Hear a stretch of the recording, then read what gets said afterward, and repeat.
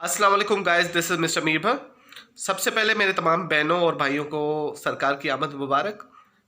जोश व जज्बे से आज सेलिब्रेट किया है। अपने घरों में मिलाद के मुख्तलिफ प्रोग्राम मुनक्किद किए गए, रैलियाँ निकाली गई।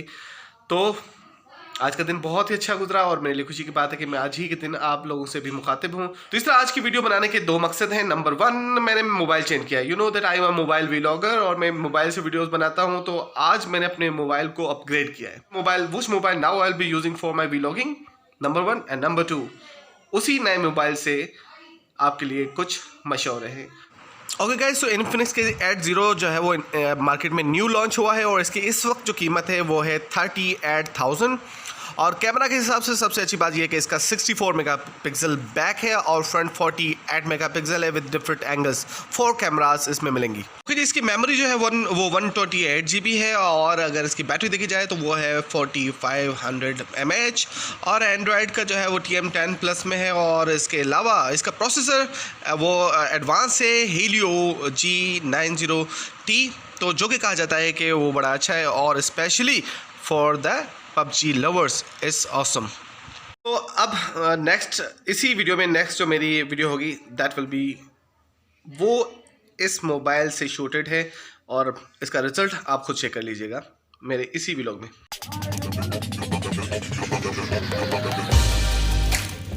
अस्सलाम वालेकुम, दिस इज मिस्टर मीर भर और मिस्टर मीर भर इस वक्त आपके पीछे नजर आ रही है। देख हाँ,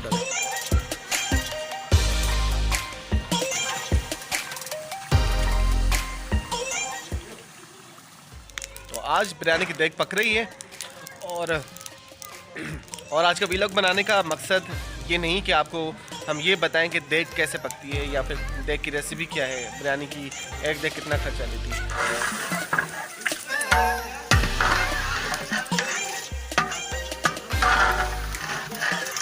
आज का जो व्लॉग है इसका मकसद है कि अगर कोई नौजवान, वैसे ही हम पाकिस्तान में रहते हैं तो हमें पता है कि बहुत ज़्यादा बेरोज़गारी है, अगर कोई नौजवान चाहता है कि मैं बिरयानी का कोई कारोबार करूं और चाहे वो बिरयानी का ठेला लगाना चाहता हो या कोई शॉप खोलना चाहता हो बाकायदा, तो उसके लिए एक थोड़ा सा आइडिया या इवन हम सब के लिए एक आइडिया कि हमारे बहुत सारे नौजवान बेरोज़गार होते हैं हमारी ही फैमिली के, तो अगर हम उनको ये कारोबार अगर करवा सकते हैं छोटे पैमाने पर भी तो ये ज़रूर किया जा सकता है। तो आज हमारे साथ हैं आज़ाद भाई जो कि इस वक्त आपको पीछे नज़र आ रहे हैं।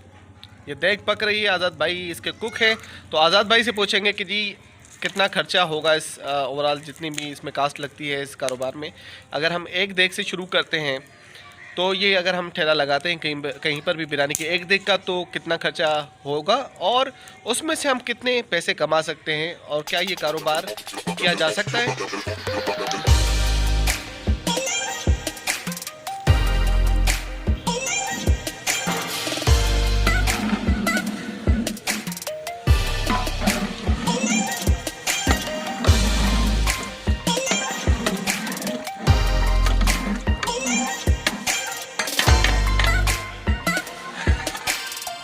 ओके, तो आज़ाद भाई अगर मेरा कोई घर का नौजवान अगर रोज़गार नहीं है और हम चाहें कि उसको जो है वो ये रोज़गार दिलाएं कि वो एक बिरयानी की देग जो है वो रोज़ाना कहीं पर रखे, तो इससे आप सुनाएं। पहले तो ये बताएं कि कितना खर्चा होगा और कितना हम कमा सकते हैं। खर्चा जैसे छोले वाली बिरयानी हो तो चावल के ऊपर भी डिपेंड करता है और अच्छे चावल में पकाएं तो कम से कम 3800-3500 खर्चा है। ठीक है। और इसमें अगर हम फी किलो 160 या 180 रुपये बेचें तो 1000 तक की धाड़ी मजदूरी मिल जाएगी एक देग के ऊपर बेचने से, खर्चा वर्चा निकाल कर। ठीक है। क्योंकि 10 किलो की देग हम बनाते हैं तो ये वज़न जाकर 30 किलो 28 किलो पे आती है। तो इसको हम अगर कन्वर्ट करें तो कम से कम 1000 रुपये की धाड़ी बन जाती है। अगर हम इसको, अगर बिरयानी की क्वालिटी अच्छी है, अगर हम 40 रुपये पाव भी देते हैं तो ये चली जाएगी 160। 160 को अगर दर्द देंगे तो ये करीब कोई 1300-1400 तो आराम से मिल जाते बिल्कुल हैं। बिल्कुल। ठीक है, इसमें जो है वो ये कारोबार आपने कभी किसी को करते देखा है आपकी फैमिली में, या आपने कभी नहीं, किए? हम हमारा तो काम है ये पकाने का, और दोस्त हमारे करते हैं और करते रहे, अभी तक कर रहे हैं। रोड के ऊपर है, ठेले पे है, फेरी पे बेच रहे हैं और दुकानों पे ही बेच रहे हैं। इन्होंने अपना गुजर बसर कर रहे हैं, अल्लाह का शुक्र है। इसका मतलब कि अगर पाकिस्तान में बेरोज़गारी है, अगर जो है वो हम इमरान खान के पीछे ना लगे और अगर हम चाहे कि जी उसकी जब तक वो हमें दे कोई बड़ा रोज़गार, तब तक हम ये ठेला लगा सकते हैं। बिल्कुल बिल्कुल। अच्छा, तो इस ठेले में जो आपके दोस्त हैं वो आपसे जिक्र करते होंगे, कितना कमाते हैं तकरीबन दिन में?